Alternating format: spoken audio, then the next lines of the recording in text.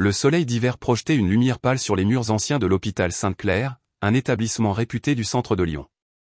Diana Santos, la quarantaine, silhouette élancée, peau ébène et regard déterminé, traversait le hall principal, ses pas résonnant sur les dalles en pierre. Infirmière en chef depuis plus de 10 ans, elle incarnait l'excellence et la rigueur. Pourtant, ce matin-là, elle ressentait une tension inhabituelle dans l'air. À l'entrée de la salle de réunion, le directeur général, M. Whitman, l'attendait, costume sur mesure impeccablement repassé, le visage fermé. Il leva la main, et sa voix, glaciale, résonna dans l'atrium. « Docteur Santos, vous êtes renvoyé. Veuillez déposer votre badge et votre blouse sur le bureau immédiatement. » Le silence se fit soudain autour d'eux. Des patients en attente, des internes, des aides-soignants, tous figés, surpris par la brutalité de l'annonce. Le regard de Diana balaya la scène, cherchant un soutien qu'elle ne trouva pas. Seul Johnson, le vigile de l'entrée, détourna les yeux, mal à l'aise. Diana se redressa, le menton haut.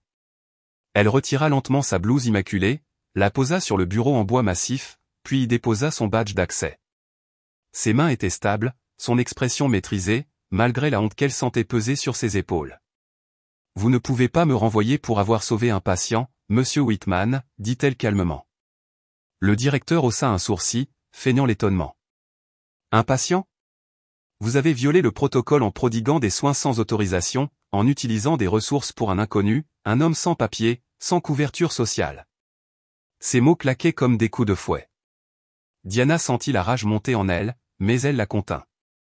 Le souvenir de la nuit précédente s'imposa à son esprit, un homme ensanglanté, tremblant de froid, s'était effondré à l'entrée du service d'urgence.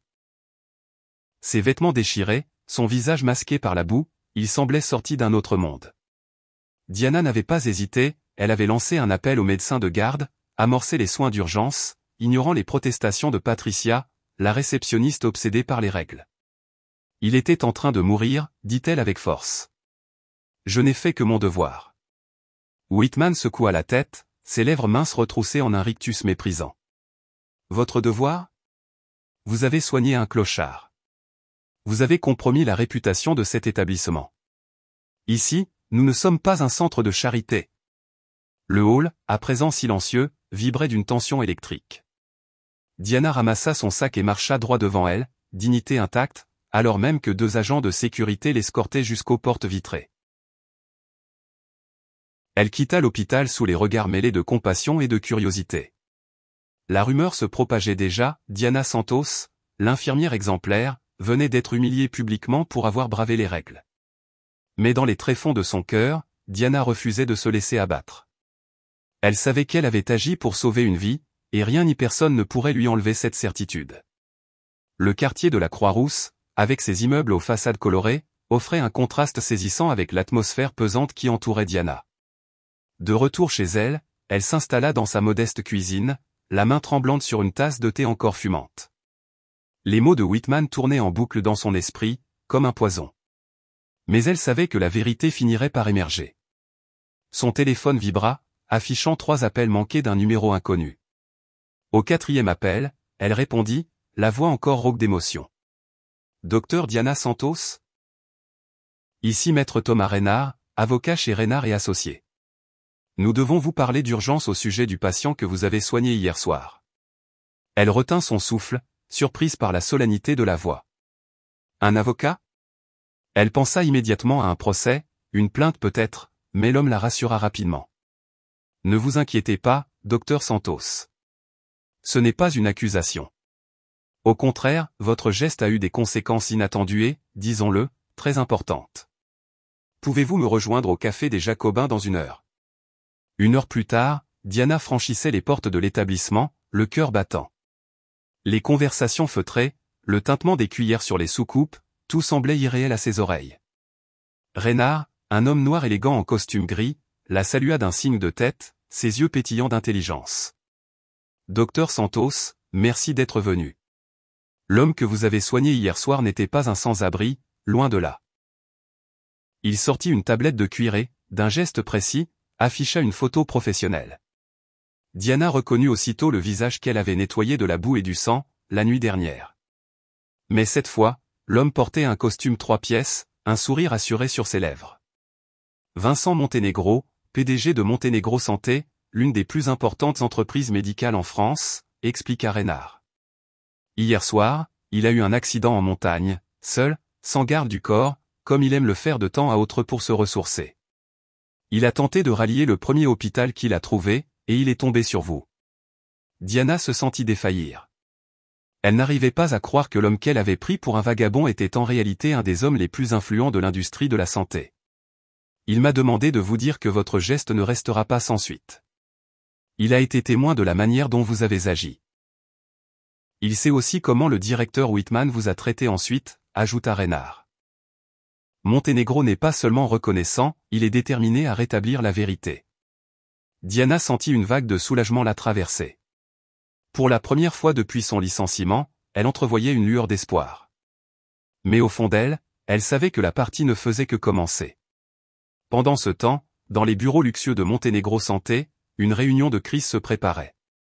Vincent Montenegro, encore affaibli par son accident, écoutait les comptes rendus de ses assistants. Le regard sombre, il ordonna. « Je veux des preuves. Tout ce qui concerne Whitman. Chaque patient discriminé, chaque centime détourné. Nous allons dévoiler la vérité. » Dans les jours qui suivirent, Diana se trouva prise dans un tourbillon de révélations. Elle avait repris des forces, et chaque matin, elle ouvrait ses volets sur la colline de Fourvière, résolue à se battre pour sa dignité. De son petit appartement, elle voyait la ville de Lyon s'étendre, et elle savait qu'une bataille silencieuse se jouait dans l'ombre. Vincent Montenegro, toujours convalescent, pilotait depuis sa suite privée une enquête méticuleuse. Les rapports affluaient, des listes de patients écartés par Sainte-Claire, des témoignages poignants, des dons suspects versés aux campagnes municipales. Tout un système de discrimination institutionnelle se dévoilait, un puzzle macabre où chaque pièce révélait la cupidité de Whitman et ses complices.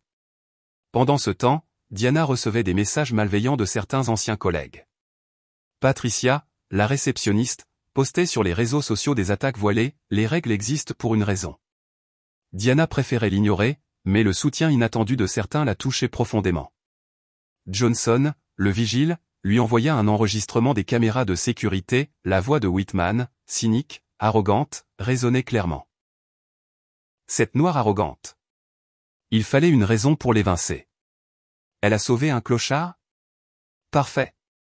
La colère de Diana se mua en détermination. Montenegro, lui, n'en démordait pas, il voulait que tout se sache.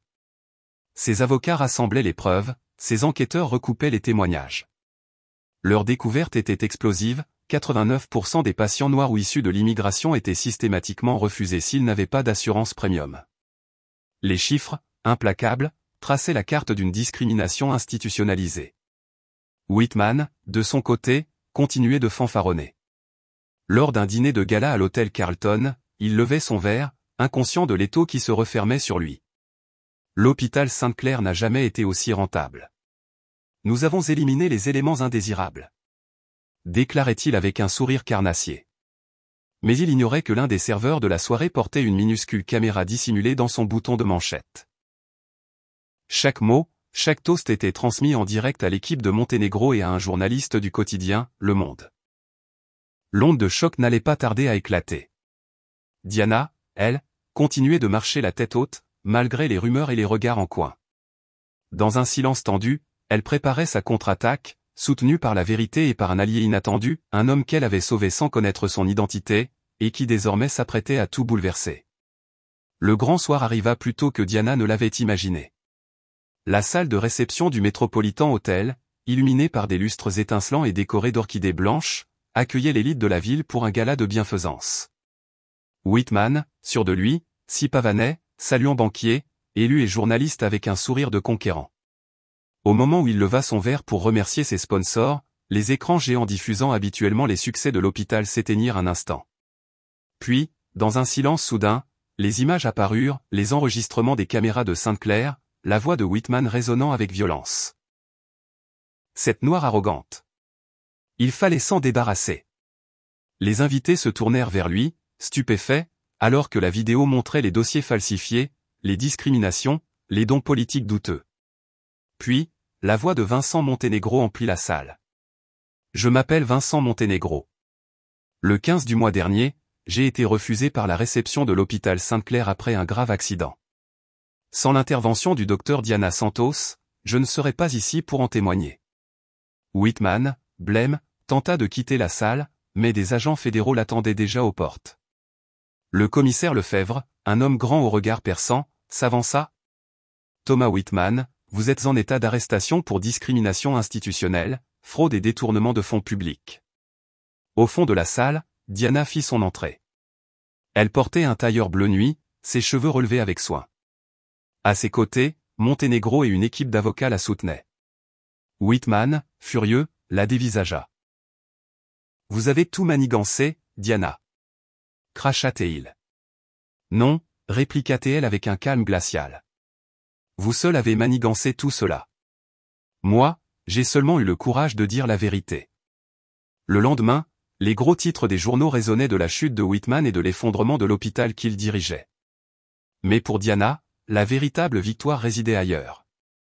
Monténégro racheta l'hôpital Sainte-Claire et le rebaptisa Centre de santé universel Diana Santos. La priorité était désormais donnée aux soins, pas au profit. Le jour de l'inauguration, Diana traversa les couloirs rénovés, saluée par les anciens patients qui retrouvaient enfin un accès digne aux soins. Le docteur Martinez, promu chef du service des urgences, la rejoignit avec un large sourire. « Diana, nous venons de recevoir un don anonyme de 5 millions d'euros. Le projet de soins gratuits pourra s'étendre à d'autres villes. » Elle répondit d'un hochement de tête, émue.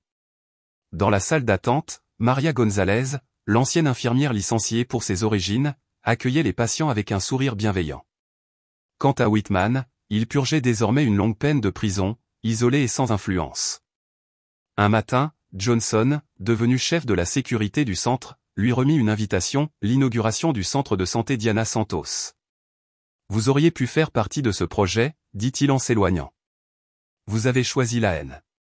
Nous avons choisi la compassion. » Diana, debout sur l'estrade lors de la cérémonie, prit la parole. « Pendant 10 ans, j'ai vu la vie humaine sacrifiée au nom du profit. Aujourd'hui, nous disons au monde entier, chaque vie compte. Chaque patient mérite des soins, quel que soit son statut. Nous construisons un modèle où l'humain passe avant l'argent. » L'ovation fut immense. Ces paroles, retransmises en direct, devinrent un symbole d'espoir et de justice pour des milliers de soignants et de patients. Et alors que Diana, entourée de ses collègues et de la communauté, marchait dans ce centre flambant neuf, elle sut qu'elle avait transformé sa douleur en un acte de foi puissant. Elle n'avait pas seulement sauvé une vie ce soir-là, elle avait semé une révolution qui continuerait de fleurir bien après elle.